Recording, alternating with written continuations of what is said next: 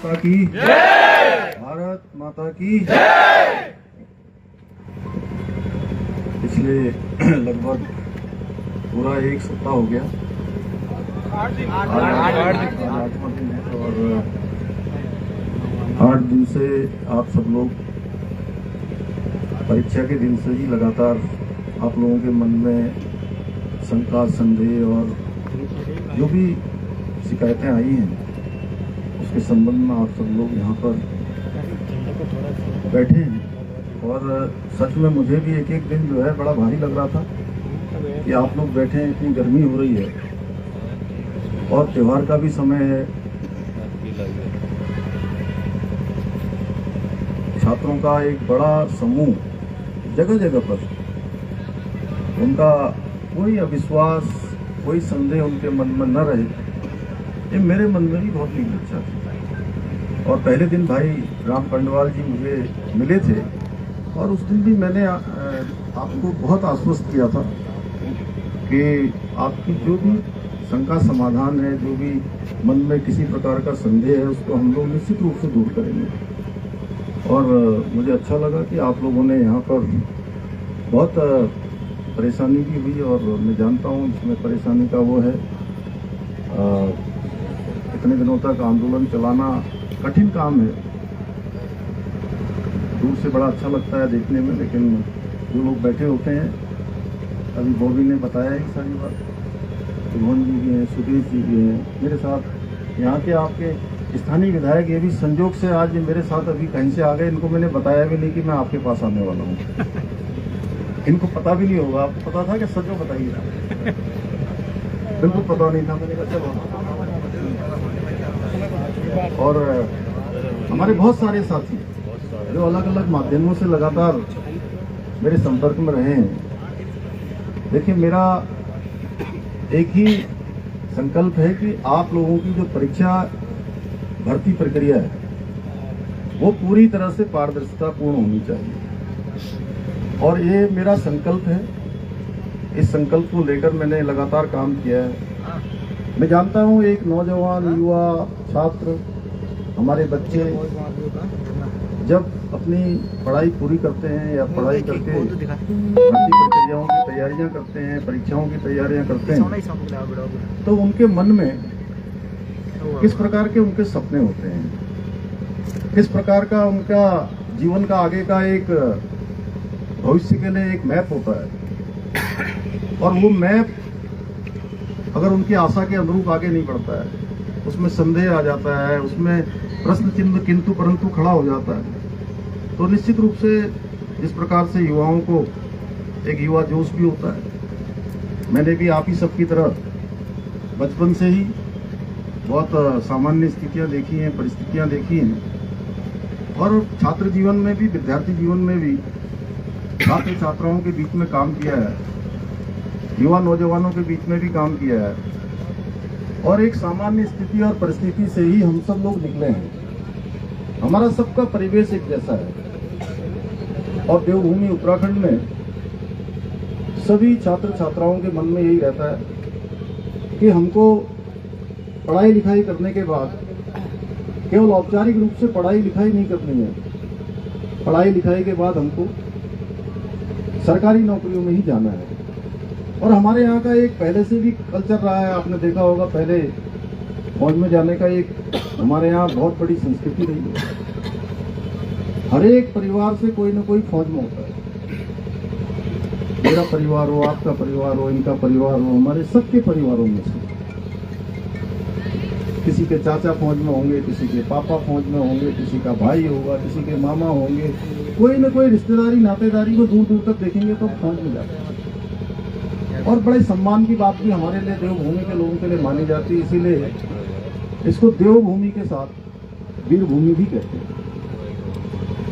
और देश के हर 5वें सैनिक में से, छोटा राज्य होने के बाद भी हर 5वां सैनिक हमारे राज्य उत्तराखंड का होता है, हमारी देवभूमि का होता है। उसी प्रकार से सरकारी नौकरियों में जाना भी एक बहुत सम्मान का विषय हमारे यहाँ होता है। उसमें मैं बहुत विस्तार में नहीं जाना चाहता। आप सब जानते हैं कि कोई बड़ा व्यापार करता है, वो भी अच्छा काम है। अब जो हमारे नए युवा आ रहे हैं वो रोजगार की जगह स्वरोजगार को भी अपना रहे हैं। लेकिन आज भी सरकारी नौकरी में जाना हर एक युवा का सपना होता है, और उसमें ही कहीं प्रश्न चिन्ह खड़ा हो जाए तो सच में बहुत दुविधापूर्ण स्थिति है। वो आप लोगों के लिए नहीं, मेरे लिए भी है, व्यवस्था के लिए भी है। और पिछले दिनों जो प्रकरण आया है, उस प्रकरण के लिए हमने एसआईटी की जांच शुरू करवाई, और हाईकोर्ट के सेवानिवृत्त न्यायाधीश यूसी ध्यानी जी की अध्यक्षता में एक कमेटी ने काम करना अभी प्रारंभ ही किया है।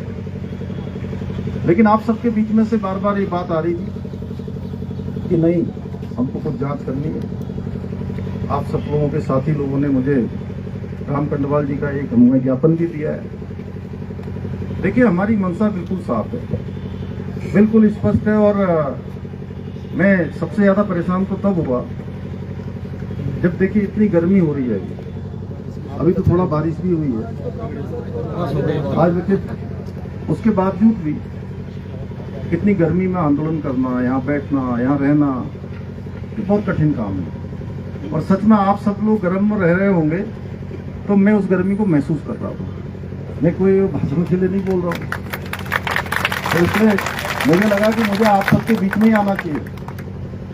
ये बातचीत मैं अपने कार्यालय में भी कर सकता था, वहां भी कर सकता था, आप लोगों से वहीं बातचीत हो जाती। लेकिन मैंने कहा कि नहीं, आज मैं आप सबके बीच में आता हूं, वहीं पर जो है बात करता हूं।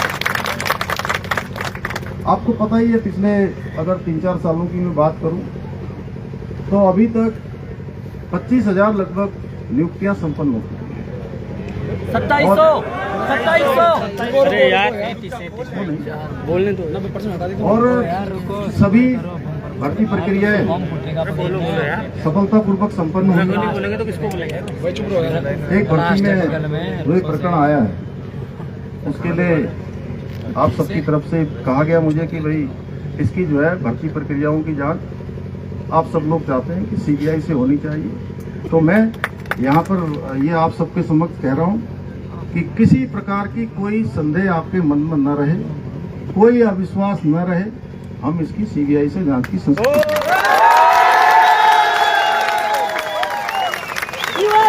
जिंदाबाद जिंदाबाद जिंदाबाद जिंदाबाद जिंदाबाद जिंदाबाद।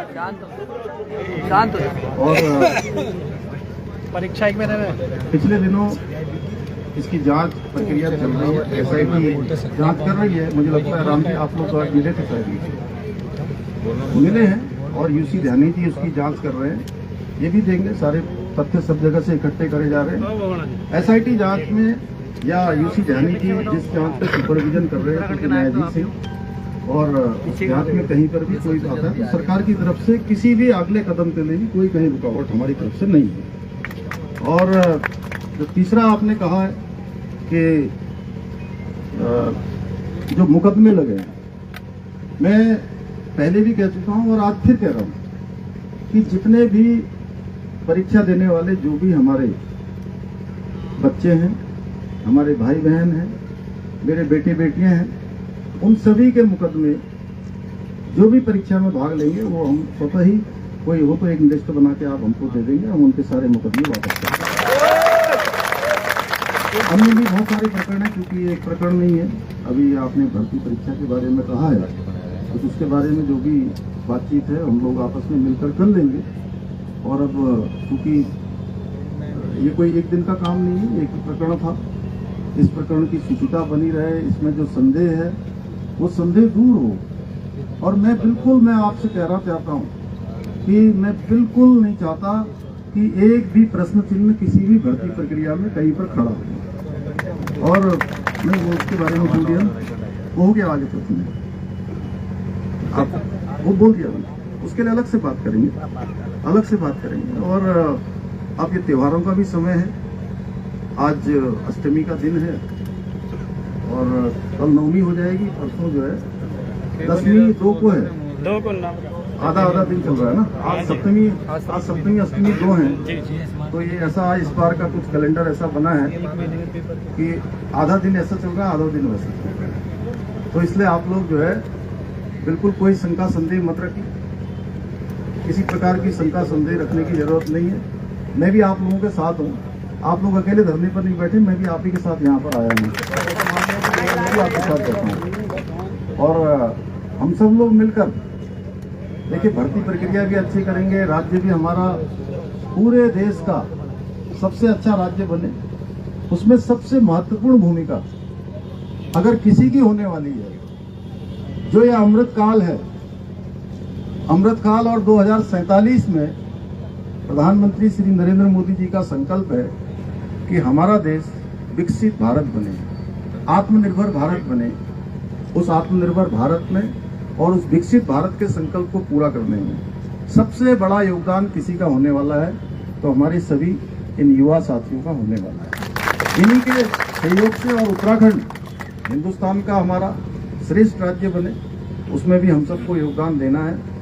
तो ये सारी बातें आप सबके समक्ष आ गई हैं। मैं इतना ही कहता हूँ कि आप सब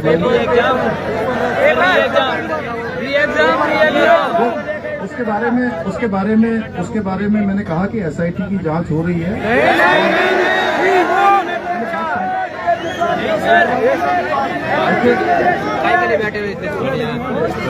जितने भी मांगे आई हैं वो सारी की सारी जो भी अभी हम सबसे ज्यादा कर सकते हैं, बाकी ये एक महीने में एक मिनट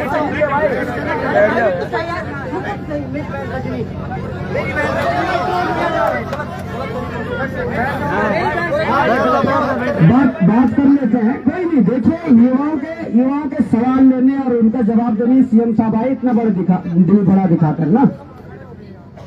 निरस्त हमने पहले भी कहा कि सबसे पहली मांग निरस्त है, ठीक है। सुबह ही हम यूसी ध्यानी जी से मिलकर आए हैं, जो रिटायर्ड जज है, जिनको रखा गया था, पहले वर्मा जी को रखा गया था, उन्हें हटाया गया। उन्होंने भी साफ कहा है और हाईकोर्ट में जो हमारे वकील हैं उनसे भी हमने दिखवाया, इनका जो नकल रोधी कानून है, इनका जो नकल रोधी कानून है ये मेरे हाथ में है। इस नकल रोधी कानून के 5वें क्लॉज में साफ तौर पर यह दर्शाया गया है, मैंने हाईलाइट किया इस चीज को, आपको एक एक बच्चे के व्हाट्सएप में इस चीज को भेज दिया जाएगा। इसमें साफ दर्शाया गया है कि परीक्षा के दौरान एक भी प्रश्न डिजिटल रूप में या किसी भी माध्यम से बाहर आता है तो वो लीक की श्रेणी में माना जाएगा और वो निरस्त होगा। जहां तक सीएम साहब से हमने बात की, उनका कहना है कि ये आदेश आयोग को निकालना है और आयोग तब आदेश निकालेगा अगर यहाँ से या तो ध्यानी जी लिख के देंगे जो रिटायर्ड जज है, या एसआईटी वाले 1-2 लाइन लिख के देंगे कि ये ऐसा है। तो ठीक है सर, आप यहाँ पर आए और आपने सीबीआई के लिए संस्तुति के बारे में आपने यहाँ पे on the spot on camera और लेटर पे मार्क करके किया है। मैं चाहता हूं कि अगर आप इसको यहीं पे पूरा लिख देंगे कि सीबीआई की संस्तुति है, ये आपसे हमारी बड़ी जीत है। परीक्षा निरस्त की जो जहां तक बात है ये कानून है, मुख्यमंत्री जी बोलेंगे, ये वो कानून है जिस कानून के तहत निरस्त होना तय है, जिस कानून के तहत निरस्त होना तय है। पर मैं सर निवेदन करना चाहूंगा सर, सुनिए, मैं निवेदन करना चाहूंगा कि आप लोगों ने जो समय सीमा 1 महीने की रखी गई थी सर, ये बहुत ज्यादा है। मैं चाहता हूं कि या 5-7 दिन के अंदर इस पर 5 या 7 दिन के अंदर सर प्लीज, ये बड़ी रिक्वेस्ट है, क्योंकि जांच होते रहेगी, पर इसकी निरस्त करने की जो अवधि है 5-7 दिन में, वो एसआईटी हो या ध्यानी जी हो। ये चूंकि आयोग से जुड़ा हुआ विषय है और इसमें एक एसआईटी जांच कर रही है, हम लोग ये उनसे अनुरोध करेंगे कि जल्दी से जल्दी जो है, अरे अब आप शांत रहो भाई, आप ही को सुनने तो आए हैं यहाँ, अगर आप भी बोलोगे तो फिर मैं क्या बोलूंगा, बोलेंगे। तो उसमें जैसा अभी कहा कि जो है कि वो एसआईटी और आयोग और जस्टिस साहब तीनों मिलकर जो है इस पर काम कर रहे हैं और जैसी उनकी संस्तुति आएगी उसके अनुसार कार्रवाई होगी।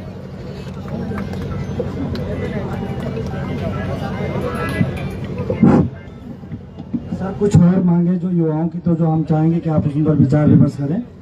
हरियाणा और राजस्थान लोक सेवा आयोग की भांति जो परीक्षाओं में प्रश्न पत्र एवं ओएमआर सीट में एक 5वें विकल्प की हम लगातार मांग कर रहे हैं, जिसमें जो है कि अभ्यर्थी को 5वां विकल्प दिया जाए और उसमें जो है अभ्यर्थी उसको करना अनिवार्य समझे। दूसरा, हमने यूकेएसएससी और यूकेपीएससी द्वारा आयोजित की जाने वाली परीक्षाओं में ओएमआर सीट जो होती है, ओएमआर सीट उसको कक्ष में ही, यानी कि परीक्षा कक्ष में ही सील करने का प्रबंध किया जाए, ताकि वो जो परीक्षा हॉल से बाहर आकर उसमें कोई छेड़छाड़ न कर सके। दूसरा है जो दोनों आयोगों में मुख्य अधिकारियों की तैनाती जो अधिकतम 3 वर्ष रहे, क्योंकि ये हमारा शासनादेश भी है, ये फॉलो होना चाहिए। और अंत में जो है उत्तराखंड लोक सेवा आयोग के जो अध्यक्ष का पद जो है पिछले 2.5 साल से खाली है, तो हम चाहेंगे कि माननीय मुख्यमंत्री जी उन पर भी संज्ञान लें, तो अच्छे से परीक्षाएं आयोजित हो जाएंगी। धन्यवाद। मैं एक बार फिर से माननीय मुख्यमंत्री पुष्कर सिंह धामी का बहुत बहुत आभार जताता हूं कि यहां पर आए और उन्होंने युवाओं की समस्या सुनी। एक बार जोरदार तालियां मुख्यमंत्री जी को।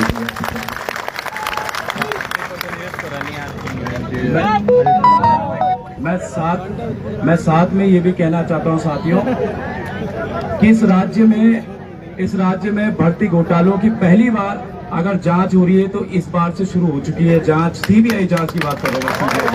बहुत बड़ी उपलब्धि है आप सभी युवाओं के लिए, बहुत बड़ी उपलब्धि है।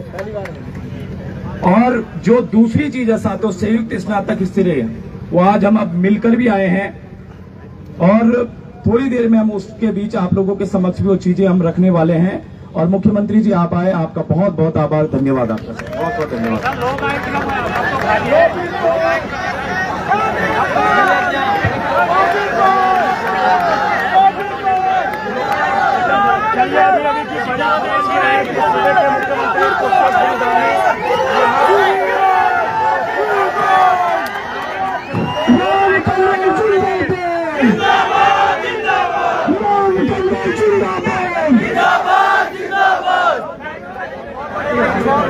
सभी लोग प्लीज बैठ जाए।